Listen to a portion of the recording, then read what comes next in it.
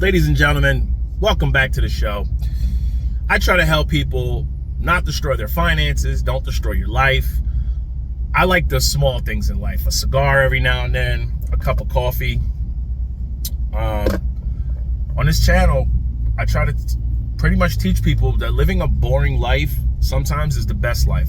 The older you get, the more boring your life, the less craziness and unpredictable your life is, the better you will sleep.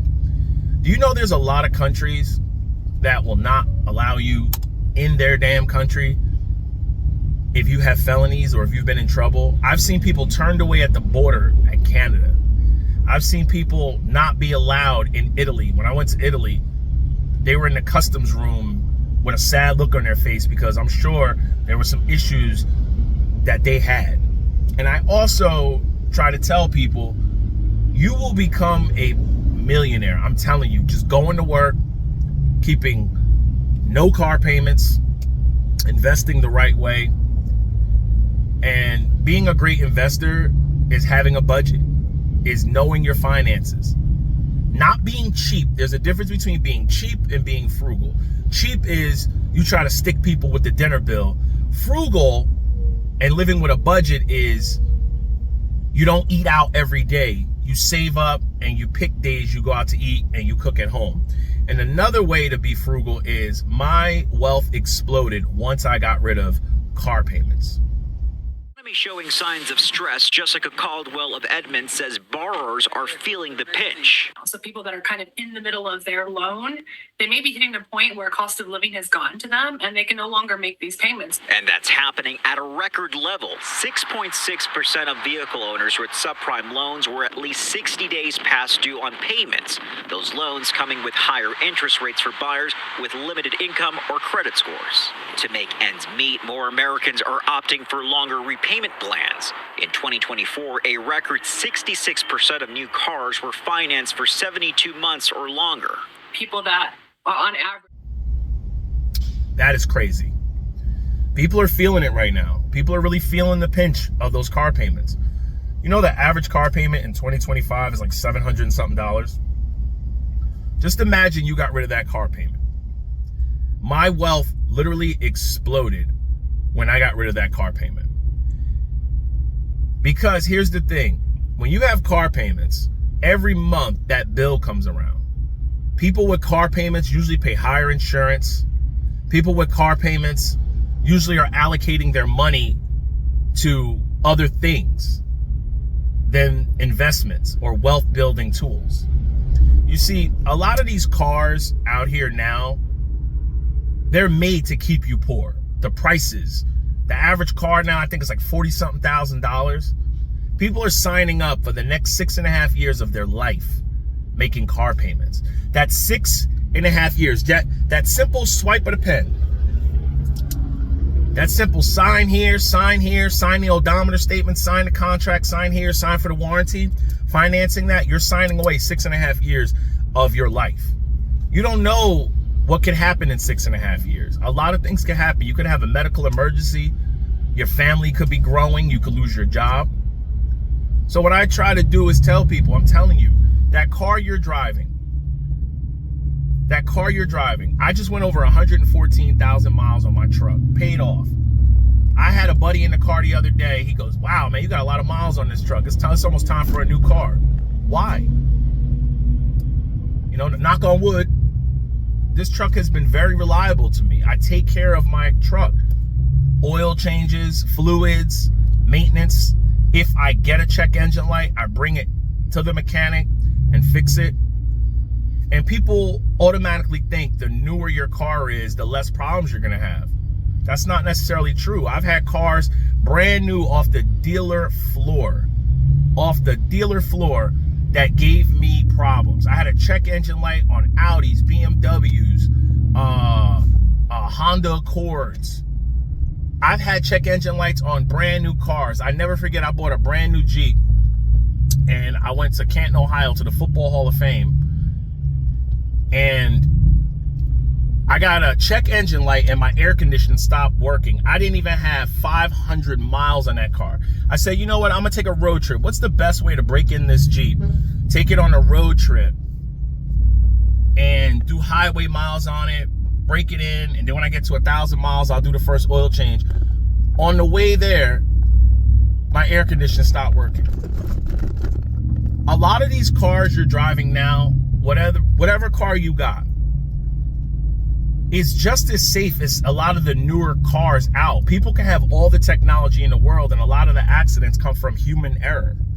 So even if you got the cars with the automatic stopping and all this stuff, a lot of people shut that stuff off, and a lot of people still get into accidents because of human error. The part that a lot of people might not understand is, to build wealth, you got to get rid of the payments. A lot of the things out here are designed to keep you in this machine, always making payments to someone. It's not your job to keep the economy going. It's your job to keep your finances in your hand. If you keep paying people, how are you ever going to get ahead? Now, if you have car payments and lease payments and you have a multi-million-dollar business that makes those payments, hey, more power to you. I'm a working class guy. I'm a longshoreman, and I value my time. When you stop making car payments, you can free up your time. A lot of people go to work just to pay bills, credit card bills, or car payments. I had to learn, the more money I free up, the more time I can buy back for myself.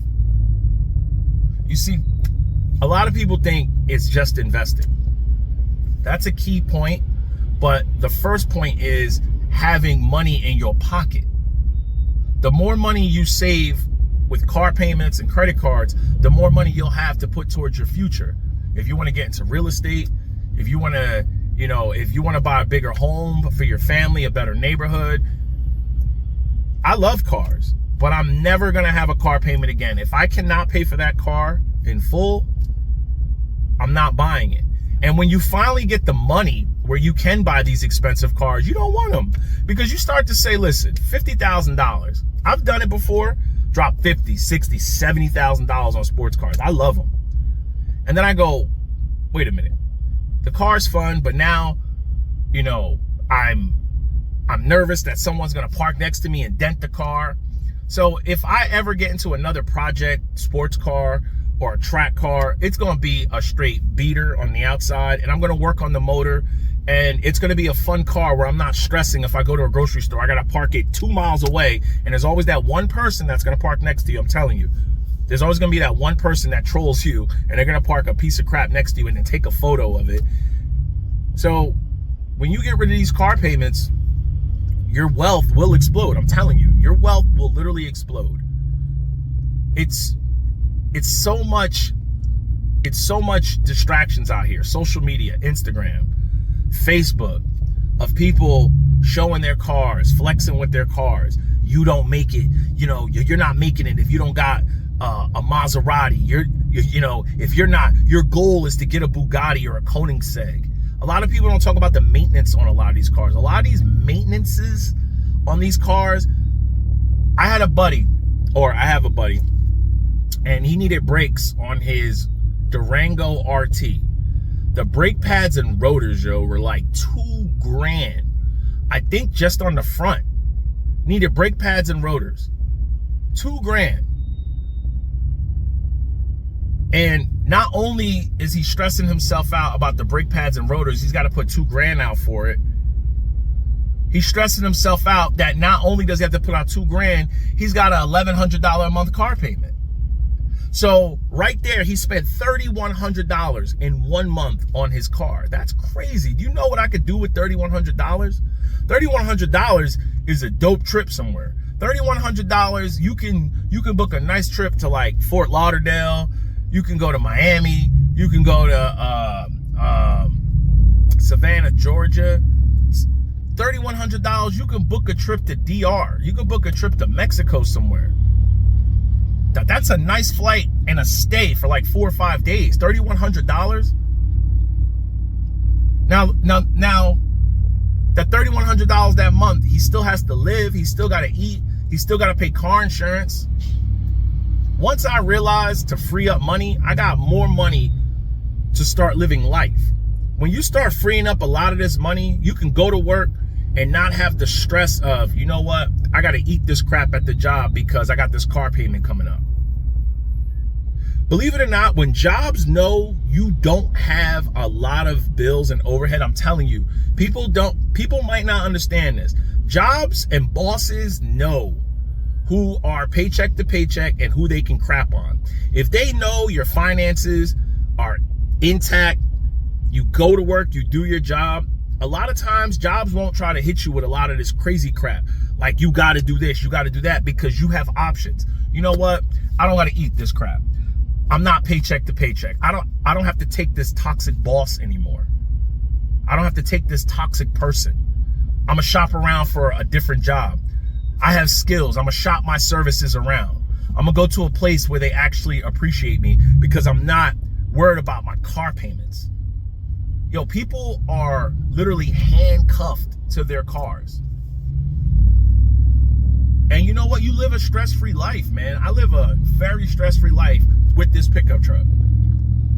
It fits all my needs. I put the dog in the back. If I gotta go to Home Depot, I put mulch, grills, all type of crap. If somebody hits the door, I'm not flipping out on them. Hey, it's an accident. It is what it is. You see that pothole right there? You see where I work? You see that pothole? I don't worry about stuff like that because I bought the car that also fits my lifestyle. A lot of people don't buy cars that fit their lifestyles. If I had a BMW with low profile tires, there's probably a good chance I would have just bent my rim, scratched my rim, or blew out my tire on that pothole. But if you work in a job site where there's trucks all around you, there's nails in the streets and stuff like that, you get a nail in your tire in a low profile, sports car, a lot of these places don't have the equipment to even work on those cars. You blow out a shock or a strut, they don't carry those tires in stock. Who wants to plug a low profile Z-rated tire? Who wants to plug a Z-rated tire, right? A low profile tire with 19, 20 inch rims. You're gonna get that at high speeds. Are you really gonna trust that? I know I won't. So on this channel, I try to help people save money, invest money, not make horrible decisions to destroy your life. I try to help people because a lot of times we get older and we think about the things that we could have did differently. And we have regrets. That's why I named the channel No Regrets. So hope you made it this far. Think about subscribing, joining the channel. Thank you so much. I'm here to help you guys out there. No regrets, get it.